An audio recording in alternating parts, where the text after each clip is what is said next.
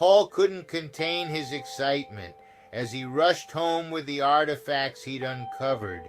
His study, lined with bookshelves and illuminated by a dim desk lamp, became his sanctuary as he placed the ancient texts and handwritten notes on his desk. Among them were two leather-bound books written in Latin, texts that hinted at forbidden knowledge.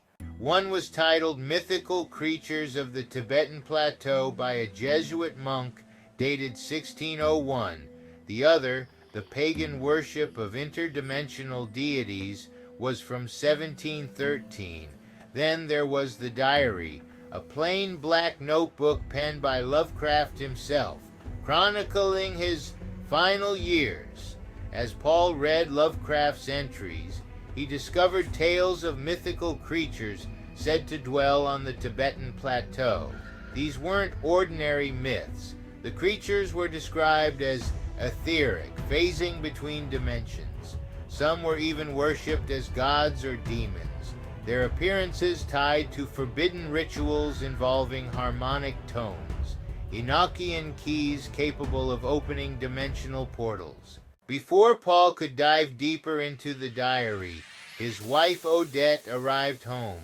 Her warmth filled the room as she shared wonderful news. They were expecting their first child. Despite the joy, Paul's mind remained tethered to the strange texts. As they sat down to dinner, Odette's presence brought comfort, but a lingering unease gnawed at Paul. That night, the true horror began. Paul drifted into what started as a normal dream, but it quickly twisted into a nightmare. He found himself in a dimly lit realm, the ground cracked and glowing faintly beneath his feet. Massive, hulking figures loomed in the shadows, their forms obscured by smoke.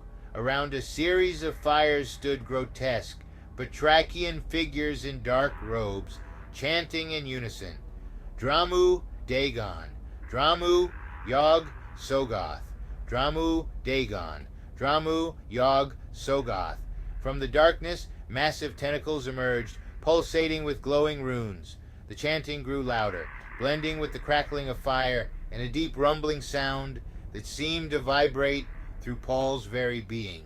Odette stirred beside him, groggy and concerned. She had experienced the same nightmare. Shadows on the wall cast by the faint moonlight seemed to twist and writhe like the tentacles in their dreams. Though the night passed, the dread lingered. It was only the beginning of a journey that would test their sanity and their bond.